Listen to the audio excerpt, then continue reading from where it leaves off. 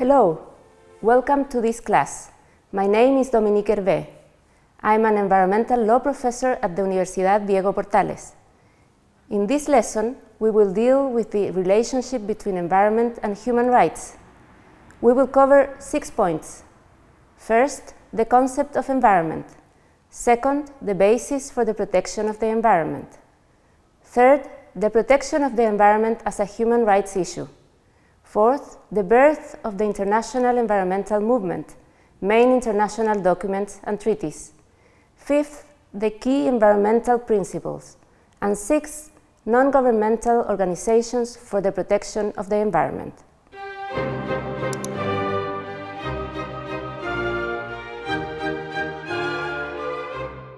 There is no single definition of the environment that has been adopted by national regulatory systems or regional and international agreements.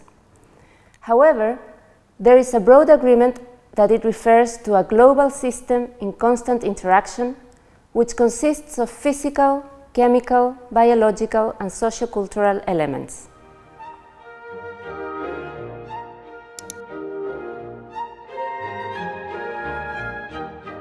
During the 60s, a global movement was born which sought to regulate and provide legal protection to the environment. There has since been a discussion about what is the legal value that has to be protected or safeguarded. Some favor an ecocentric approach, which considers that the object of protection is the environment as such, with all its components, like the air, sea, land, flora, or fauna. That is, the environment would be an autonomous legal value worth protecting in itself. On the other hand, there are those who proclaim an anthropocentric approach, according to which the environmental protection is justified only to the extent that it is directly related to individual legal rights, such as life and health of people. The majority of the environmentalists has adopted an anthropocentric approach, and in some cases, a moderate anthropocentric approach, depending on the degree of the interrelationship they see between the environment and individual legal rights. The provisions of the UN Stockholm Declaration of 1972 are a clear example of the anthropocentric view, as they focus the concerns and efforts to protect the environment on the fact that it is essential for human well-being and to the enjoyment of basic human rights.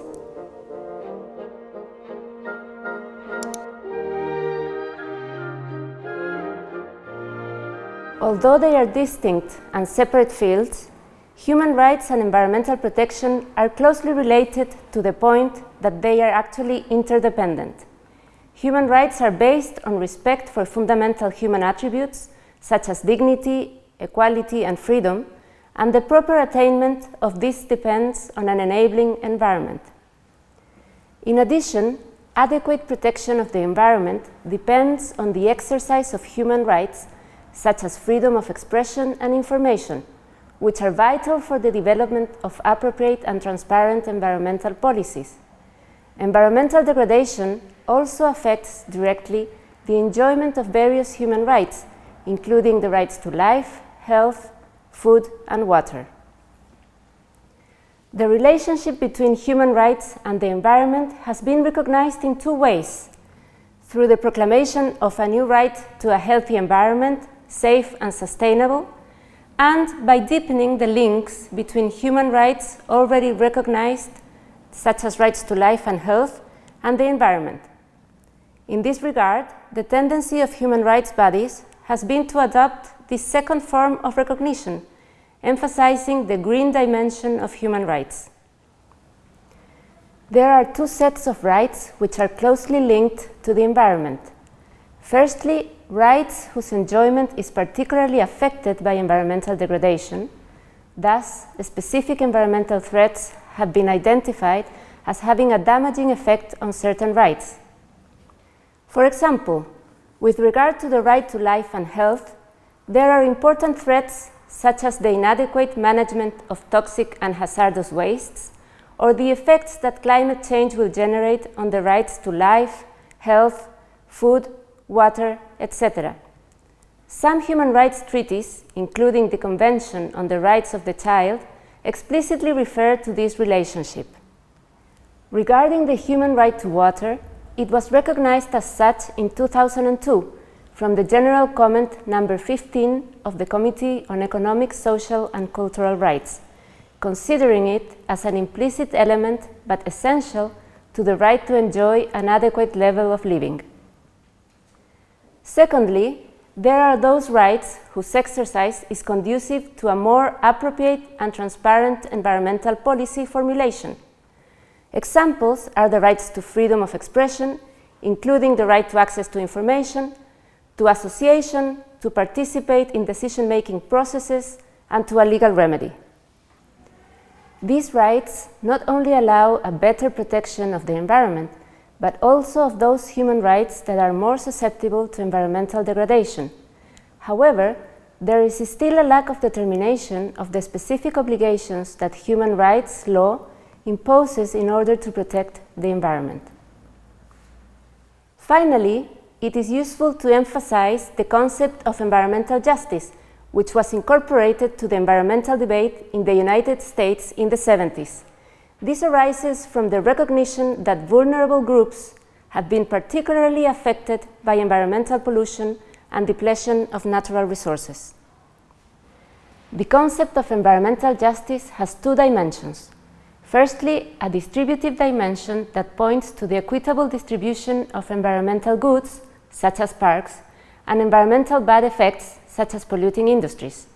Secondly, a participatory dimension which rests on the assumption that citizens have the ability to influence certain environmental decision-making processes. These two dimensions are an application of the principles of equality, non-discrimination, and participation, which are recognized in multiple declarations and treaties on human rights.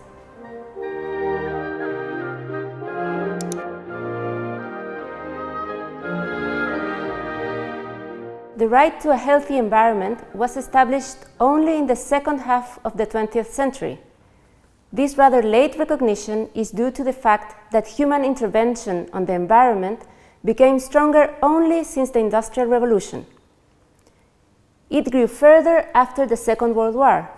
Starting in the 1960s, the environmental movement created awareness about the close relationship between human beings and the environment.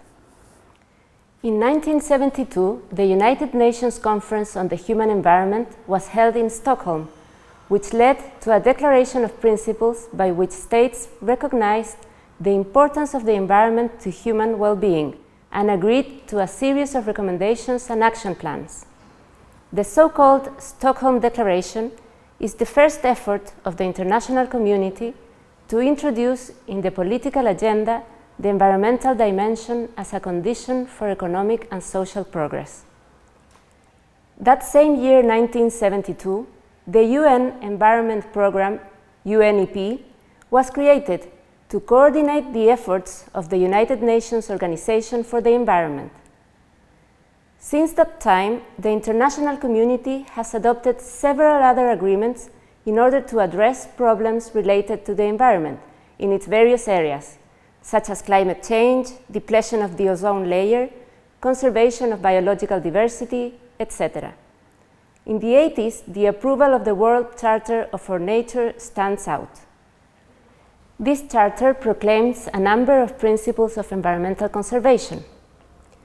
Other relevant international instruments are the United Nations Convention for the Law of the Sea, which governs inter alia the exploitation, conservation, and pollution of the sea and marine resources, the Vienna Convention for the Protection of the Ozone Layer, and the Montreal Protocol on substances that deplete the ozone layer. Later on, in 1992, the United Nations Conference on Environment and Development was held in Rio de Janeiro, where the Rio Declaration on Environment and Development was adopted. This document is famous for introducing the concept of sustainable development.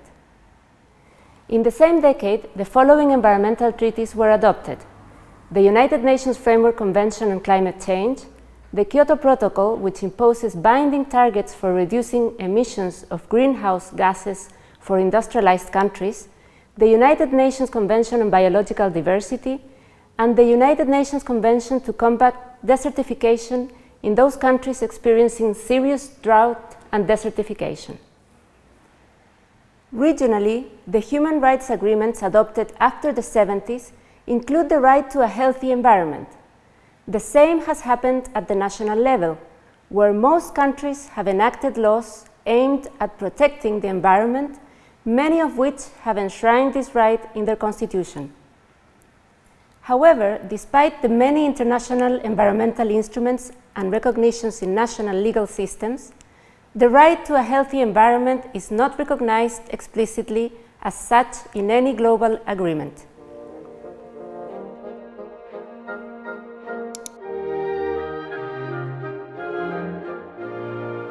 International agreements and declarations on the environment have established principles which are useful for interpreting specific legal rules and also to adopt and implement environmental policy tools.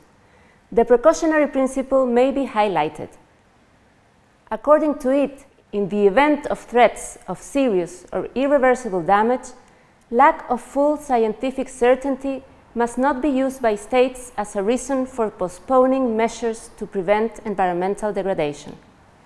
This principle is enshrined in the Rio Declaration of 1992 and has also been included in subsequent agreements such as the Cartagena Protocol on Biosafety of the year 2000. The Rio Declaration also establishes the principle of sustainable development. This concept refers to the capability to meet current needs without compromising the resources and possibilities of future generations. The same Rio Declaration stresses the importance of participation and access to environmental information.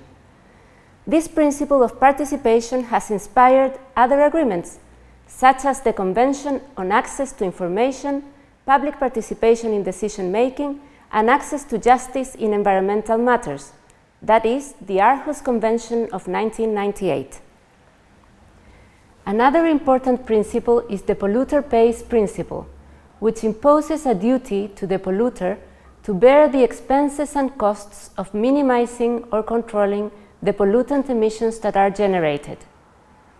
On another hand, the provisions of the United Nations Framework Convention on Climate Change of 1992 are a clear reflection of the principle of common but differentiated responsibilities of states, for example, by imposing certain obligations that apply only to industrialized countries, among other principles.